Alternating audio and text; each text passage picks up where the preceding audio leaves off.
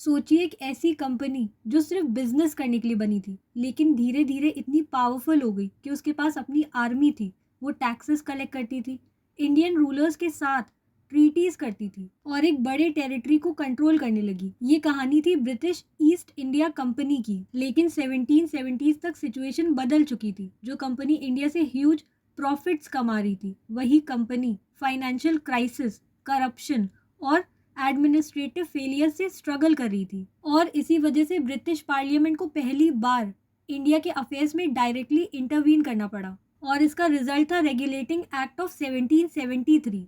तो east India company की establishment 1600 में हुई थी और इनिशियली इसका मेन पर्पस सिर्फ ट्रेड था, जैसे spices, silk, cotton, textiles and precious goods. Company का मकसद इंडिया में पॉलिटिकल पावर गेन करना नहीं था। लेकिन सिचुएशन चेंज हुई बैटल ऑफ प्लासी 1757 के बाद, और इस बैटल में ईस्ट इंडिया कंपनी ने बंगाल के नवाब सिराजुद्दौला को डिफीट किया और बंगाल की पॉलिटिक्स में अपना इन्फ्लुएंस इस्टेब्लिश कर लिया। इसके बाद बैटल ऑफ बक्सर हुई इन 1764 और इसमें कंपनी की पावर और स्ट्रॉन्ग बन गई। वही 1765 में मुगल एम्परर शाह आलम टू ने ईस्ट इंडिया कंपनी को दीवानी राइट्स दे दिए। और दीवानी राइट्स का मतलब था कि कंपनी को बंगाल, बिहार और उड़ीसा से रेवेन्यू कलेक्ट करने का अधिकार मिल गया। और अब एक प्राइवेट ट्रेडिंग कंपनी सिर्फ बिजनेस नहीं कर रही थी, बल्कि एक रूलर की तरह काम करने लगी थी। लेकिन पावर मिलने के बाद कंपनी के ऑफिशियल्स बहुत वेल्दी होने लगे। कई ऑफिशियल्स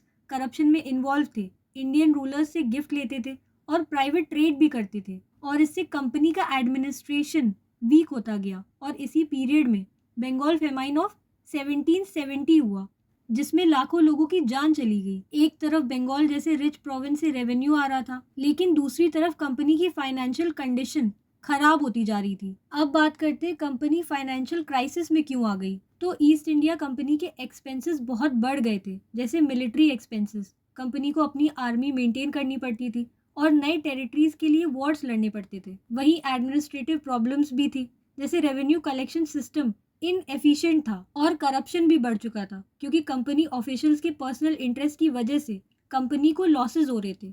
और इसका रिजल्ट ये था कि 1770s तक ईस्ट इंडिया कंपनी फाइनेंशियली इतनी वीक हो गई कि उसे ब्रिटिश गवर्नमेंट से लोन मांगना पड़ा। अब ब्रिटिश पार्लियामेंट के सामने एक बड़ा सवाल था कि आखिर एक प्राइवेट कंपनी को इतनी पावर कैसे दी जा सकती है, जो एक पूरे रीजन को रूल कर रही है। इंडिया ब्रिटेन के लिए इकोनॉमिकली और पॉलिटिकली इंपॉर्टेंट बन चुका था, इसलिए ब्रिटिश गवर्नमेंट ने डिसाइड किया कि ईस्ट इंडिया कंपनी के एडमिनिस्ट्रेशन को रेगुलेट करना जरूरी है। Then British prime minister Frederick North ने एक बिल इंट्रोड्यूस किया, जिसे बाद में रेगुलेटिंग एक्ट ऑफ 1773 के नाम से जाना गया। और ये पहला मेजर स्टेप था जिसमें ब्रिटिश पार्लियामेंट ने ईस्ट इंडिया कंपनी के इंडियन अफेयर्स पर कंट्रोल एस्टैब्लिश करने की कोशिश करी। अब बात करते हैं रेगुलेटिंग एक्ट ऑफ 1773 के प्रोविजंस के बारे में। तो इस एक्ट के थ्रू बंगाल के गवर्नर की पोस्ट को अपग्रेड करके गवर्नर जनरल ऑफ बंगाल कर दिया गया और इंडिया के पहले गवर्नर जनरल बने वॉरेन हेस्टिंग्स। उनकी हेल्प के लिए एक एग्जीक्यूटिव काउंसिल बनाई गई, जिसमें 4 मेंबर्स थे।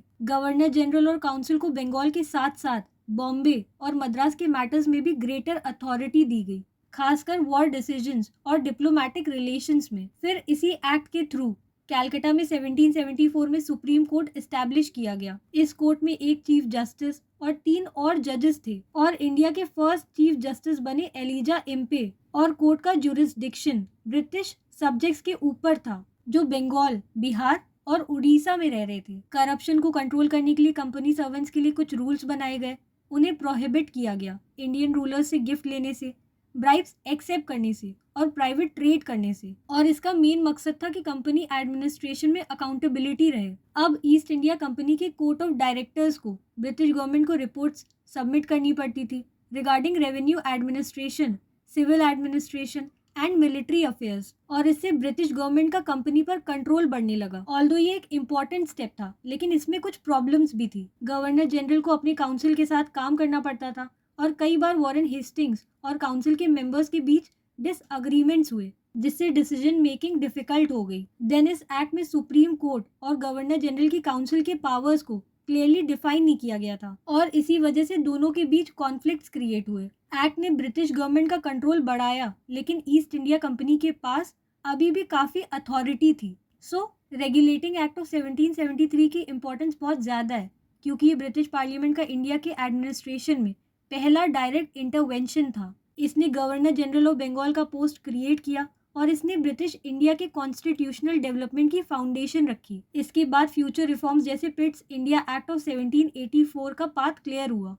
रेगुलेटिंग एक्ट ऑफ 1773 सिर्फ गवर्नेंस इंप्रूव करने के लिए नहीं लाया गया था। इसका मेन रीजन था ईस्ट इंडिया कंपनी का फाइनेंशियल क्राइसिस, करप्शन और एडमिनिस्ट्रेटिव फेलियर्स। लेकिन इसकी हिस्टोरिकल इंपॉर्टेंस ये है कि इसने एक प्राइवेट कंपनी के रूल को ब्रिटिश गवर्नमेंट के सुपरविजन के अंडर लाना शुरू किया। इसलिए रेगुलेटिंग एक्ट ऑफ 1773 को ब्रिटिश इंडिया की कॉन्स्टिट्यूशनल हिस्ट्री का फर्स्ट मेजर स्टेप माना जाता है।